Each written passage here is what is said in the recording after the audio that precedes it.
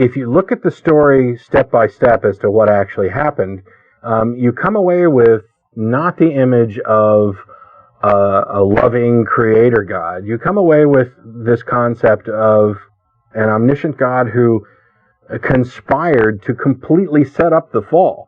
I mean, putting Adam and Eve in a garden and posting a tree there and saying, "Don't eat that," is kind of like putting a toddler in a crib with a loaded gun. And then when they shoot, right. When they shoot their leg off, now in addition to missing a leg, you're going to beat them, weekly. Once a week, I'm just going to beat you because you shot that gun. That's kind of the way that original sin and punishment for that comes. But the thing that the Gnostics pointed out, and others have as well, is that if you look at the story, you've got God telling them, "Don't eat that fruit on the day you eat it, you will surely die." And then you have the serpent, who later is recast as Satan. But there's a lot of other stories in Babylonian myths and things that are similar, so it's not quite so clear. But he comes along and says, "That's not true. You're not going to die when you eat that. You're going to learn. You're going to have knowledge. You're going to have the knowledge of the gods, and he doesn't want you to have that." And what happens is they eat the fruit, they get the knowledge, and they don't die. So you have the serpent there who's actually telling them the truth. Right. And God's the one that lied to them. So they have to go back and backfill it, rationalize it, say, "Oh, well, that was really, a spiritual death." Spiritual death. Yeah. They were immortal before that. Yeah. They meant something else. You see this whole idea of original sin showing up in Pope John Paul after the 9/11 attack talked about how the 9/11 attack was blamed on humanity, right? He blamed humanity for the evil of this attack. He didn't blame blind faith. He didn't blame the worship of a mass murdering God. He didn't blame the religious institutions that had indoctrinate in belief of glorious afterlife. He didn't blame murder for the cause of moral purity. He didn't blame martyrdom. He didn't blame Islam. He blamed humanity. He blamed if you're anti-abortion, he blamed the unborn babies.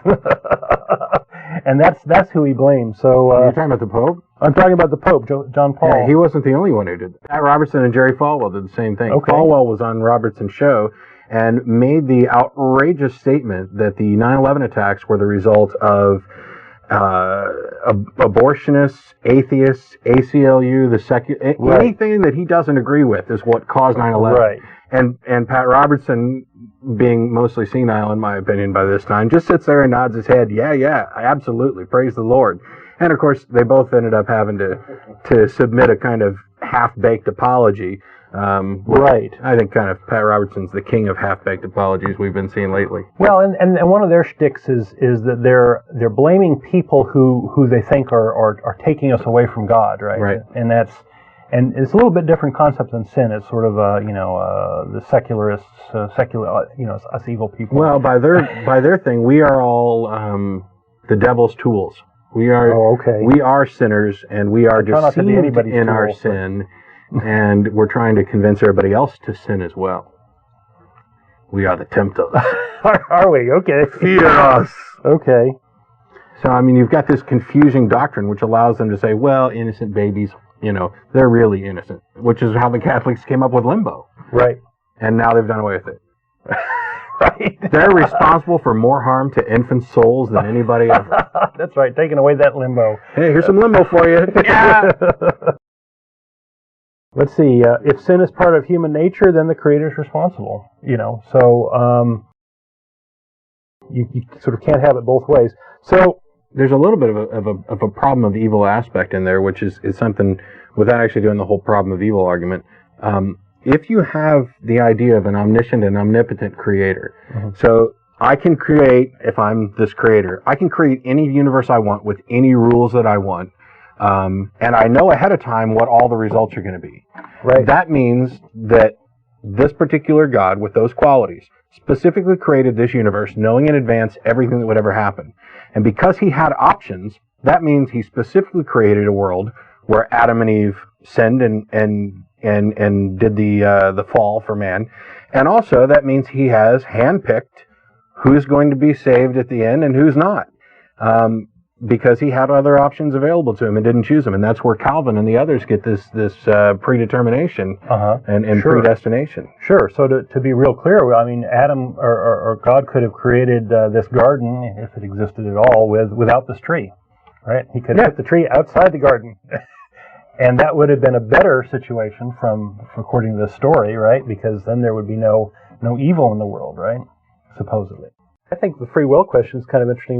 Did Adam have a free will? Did they have a free will? Well, maybe they did, but they didn't have the knowledge to make intelligent decisions. Yeah. Right?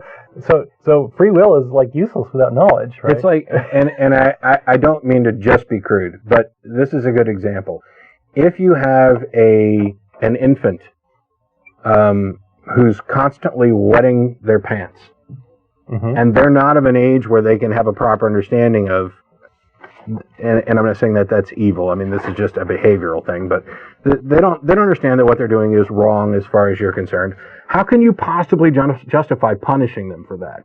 If Adam and Eve didn't have knowledge of good and evil until after they ate the tree, then you can't possibly hold them responsible for eating the tree that they didn't realize was actually bad. Right. There's a good chance that most of this is just okay. So we have this original sin problem, this horrible problem that has to be solved somehow. So how do we solve it? We bring Jesus into the picture. It's my understanding that the whole concept of original sin doesn't exist in the Old Testament at all. Right. And that it was actually glommed on to this Jesus story as a justification for this sacrifice thing, right? Right. That's when the devil was reworked as the serpent. Oh, okay. Right. Okay. So we have this sacrifice meme, this unjust punishment meme, right? That is very powerful. I mean, everybody can relate to being punished unjustly, right? That it's a very powerful notion, and so you have to, and this thing is kept taking hold. And how do you justify it? Well, you have to backfill and say, well, this relates back to this fall of mankind that didn't really exist until much later, when you're trying to use it as a rationalization. It kind of depends. I mean, on the one hand, there are verses in the Old Testament that talk about the sins of the father being passed on. So maybe original sin might not necessarily have been. You would really need to speak to a rabbi to talk to what conventional Judaism says about this kind of thing. Okay. Since that's primarily their book. But there was some concept of sin and how it entered the world through the story, even if it doesn't imply that everybody is automatically sinful at birth. God has to have this blood sacrifice for this earlier problem that he created. And why do you have to have a blood sacrifice? Who's making up the rules? Well, right. God is. And it's all just, it's really absurd. It just doesn't make any sense. There was a guy, you have all this drama going on in explanation of nothing. I'm going to sacrifice myself to myself to satisfy rules that I wrote. Boy, that's a good idea. Yep. So that's what a devious design. I think you're getting ready to get to it. So yeah. So did Jesus even suffer? Well, he became a god, or he was a god to begin with. So is there really any sacrifice at all? But the real problem here is you can't transfer a moral debt. Right? But God can. That's the explanation. I don't mean to rain on your parade, but being a former Christian... You are raining on my parade. Being a former Christian, God can do this. Oh, yeah, he can. That's how he got away with it. The interesting thing is that there's an idea within Christianity, which somebody presented to me a couple weeks ago, because we spoke a lot about Jesus, and that's that when you were talking about did Jesus actually suffer? Because my thinking is, of course, if you willingly sacrifice yourself, knowing without any doubt that you're going to be raised up again in 3 days and live forever in heaven, and by the way, I am God. What kind of sacrifice is that really? And then how do you explain Jesus' dying words of why hast thou forsaken me? And the guy said that basically God borrowed Jesus and walked around in a Jesus suit for 33 years, and then just before the torture started, because God can't experience pain or suffering. Oh, he bugged out of there. He left. So could you imagine that there's this guy wakes up at the age of 33 and goes, "Hey, what the hell are you guys going on here? No. People are flaying his skin and holy crap! Yeah. I mean, it's just silly. That's a good one. I hadn't heard that. That's pretty good. Where do I get my Jesus suit?